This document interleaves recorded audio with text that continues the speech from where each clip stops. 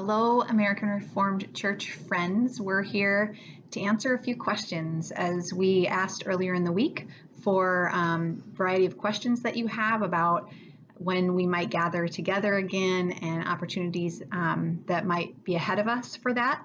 And so we've compiled those questions. We have about 6 we're going to address today together, and we'll alternate with one person asking and the other person answering. So we invite you to listen. If there are further questions after this, please do feel free to email or call, let us know, and we can talk about those. So the first question we're going to talk about a little bit was, why would we consider returning to worship while the pandemic is still going on and there is no vaccine? And as a consequence, put our pastors, persons with underlying medical conditions, and other congregational members at risk of getting COVID? That's an excellent question. And I think what we would say is that we're trying to balance risks, competing risks. So there's a risk of obviously returning to worship, as this person has identified. And the reality is this: churches are high-risk environments. In fact, 4 medical experts in the state of Michigan did a risk assessment on 36 different activities. And on a 1 to 9 scale, churches identified as an 8, meaning that they were in one of the very highest risk categories. So things that are more risky than churches were things like bars, large music concerts, sports stadiums, and gyms. But activities below churches in terms of risk levels were public pools, schools, casinos, indoor restaurants, playgrounds, movie theaters, dinner parties, airplanes, beaches, bowling leagues, offices, grocery stores, golf courses, camping, getting fuel, getting takeout from a restaurant. So that gives you a sense on churches are a very high risk category, and there's a risk, as this member rightly identifies. At the same time, we also identify the risk of connection and loss of connection. Does it exacerbate the sense of loneliness that some members are feeling who are longing to gather and return? And can we then mitigate the risk of contracting COVID-19 by taking some of the precautions that we've put in place in the plan? Things like masks, sanitizing hands, no prolonged socializing in the building, restricted restroom use, no congregational singing. And so kind of balancing those risks out, we've elected to move forward with a plan that we set before you. So the second question we received is, do children have to wear masks? We want children to be children as much as they possibly can in such challenging circumstances. We also realize that children don't fully understand what's being asked of them by wearing a mask. So we want to create the safest space possible that we can in worship for them, which is why we're asking all of us who are old enough to understand and able to wear masks to do so. So masks will be required for gatherings in the building at this time, but they won't be required for young children, knowing that as they enter the building, their parents have to kind of choose risk reward in that scenario. But we want to make sure that the rest of us are collectively protecting our youngest and most vulnerable members by wearing masks to create a safe space for them. So if you come with your young children and they don't have a mask on, that's okay, because the rest of us are going to do our part to wear masks and keep them safe as possible. The third question, why a service of reflection on Wednesdays over the noon hour? Many of us will not be able to attend due to scheduling conflicts. Why not just return to worship on Sunday morning in the sanctuary? The reason for this is because we are looking to have a smaller scale worship environment the first time that we come back together. Given all the protocols that we are attempting to follow, we want to make sure that we're not rushing back into a Sunday morning worship service where the attendance numbers are going to be higher than they are at a Wednesday noon hour service. We also recognize that risk, again, is dependent upon kind of 3 factors, like the space, like how much spacing is between people, the time how long are those people together, and the intensity of those interactions. And keeping that formula in mind, we believe that it will be helpful to have a shorter service with a smaller scale of people for us to kind of have a trial basis to see how this works. We also want to provide an opportunity that didn't conflict with other evening activities in the summer. We know some families have other evening activities and commitments. And so again, this is just a trial basis. This is not a long-term solution, but it's simply a transition to get us from stage 1 to eventually and hopefully stage 3, where we do worship again together on Sunday mornings. Question 4, what if we had multiple services? Why was that possibility not explored? Yeah, first, we can assure you we've explored just about every possibility we can because we have talked to colleagues around the country as well as colleagues extensively in the state of Iowa who are doing a variety of things. So there are hardly any churches doing the exact same thing in this season. So we've considered a lot, and one of those things is multiple services. But through research, what we found is, you've probably heard this too, that the risk isn't so much in what we're touching, but in the air that we're sharing and breathing.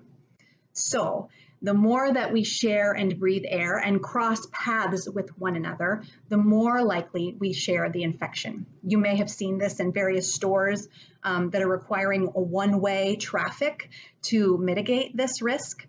One risk in multiple services is that people share a space, then they're leaving while other people come.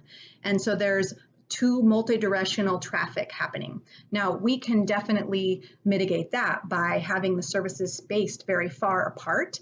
However, then we're asking staff and volunteers at those services to give and invest even more time. So taking a whole Sunday or multiple days, as some churches are doing, to invest in that process. We're trying to find a way that we can gather together as a community as well in one space at the same time. And so that's why we're requiring those masks and hand sanitizers.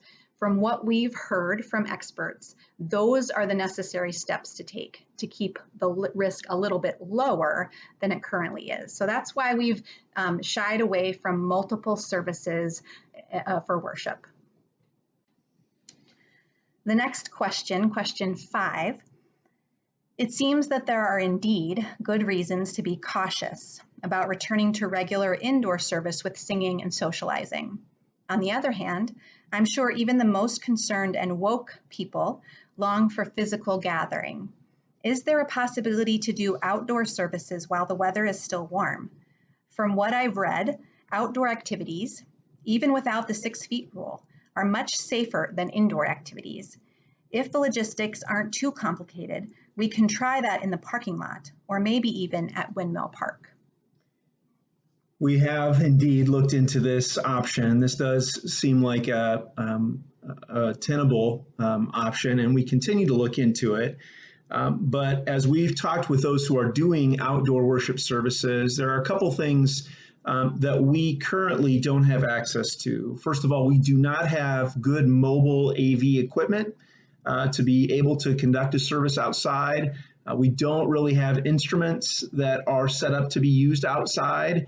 And especially considering the wind factor that we've been experiencing in Northwest Iowa this summer, we feel like that would be a bit of a stretch for us. We'll continue to evaluate and we'll continue to consider that. It's a legitimate possibility, but we do face some significant technical limitations with the service itself. And then the second thing we'd want to say about that is, what would happen for those that don't come? It would be very difficult for us to continue to live stream a service.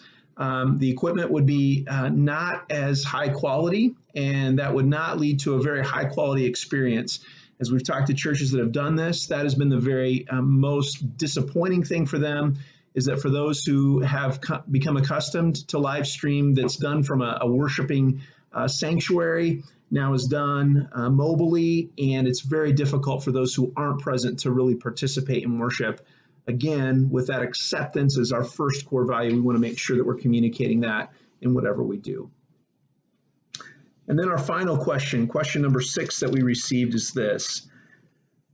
Will there be no Sunday school for the children, even though the schools and college will probably be open? So this is kind of, this member is identifying when we move to stage 3, where we eventually do move back into the building. We have indicated that we're not sure what it will look like in terms of children's and youth ministries. And so this person is saying, well, what will be done with Sunday school if the college and the local schools are in session? I think the key word there is probably. We don't know actually what is going to happen in the fall. It is hard to make plans with so much uncertainty. And I think you're probably all feeling that too. We know that the college is certainly trying to put plans in place that will bring students on campus and require masks for them, shorten different activities and opportunities for them, and mitigate sort of congregating and all of those things. The public school does not have a plan in place yet. Those will be turned in by about July 1, I believe, to the state, and we'll look at a variety of avenues and options that are potential based on infection rates for the fall. So there is so much uncertainty. We just don't know what will happen. Furthermore, here's the thing. We all desire our community to thrive. We need small businesses, we need the college to be able to figure out how to function together so our community can thrive and people can have paychecks, families can eat and pay their bills. So a lot of these things need to be figured out, and our community is doing a wonderful job figuring that out. The church has an opportunity to be one less point of infection. We have the opportunity to say, just because those people need to figure that out and do that doesn't mean we have to or we demand to gather. We can step back, be one less infection point, one less place where germs will spread, so that those who need small businesses to function and college to function and maybe even the school system to function can do that. Furthermore, the other problems, of course, are on Sunday morning. We are going to do the best we can to get in the building and out of the building, because studies show you don't want to have a large group of people in the same space for a long period of time. Extending Sunday school means more time in the building. Since we realize children are probably not going to be able to wear masks, especially not long term, so then they're unmasked and our volunteers who are teaching them are at risk as well. There are other factors. Believe me, trust us. We have talked about this as a staff. We are thinking of creative ways, so hard thinking at creative ways to minister to our children and our youth through this pandemic time. But Sunday school is low on the list of one of those possibilities. We actually have one more question I forgot about, and that is someone asked, will you encourage people in high-risk categories to stay home? Yeah, that's, I think the CDC has said folks that are over the age of 65 and those with underlying medical conditions should refrain from participating in public gatherings. The interesting thing about that is that your pastors, both of us, are in high-risk categories. Elizabeth struggles with severe asthma, and I have been a type 1 diabetic for 26 years. And so we are both in those high-risk categories. And as a congregation, your desire, many of you, or some of you, your desire is that we would return.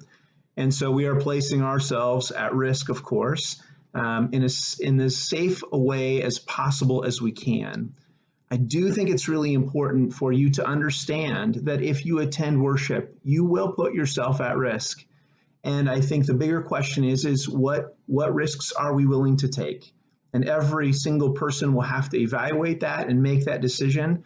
But we, as your pastors, will put ourselves at risk.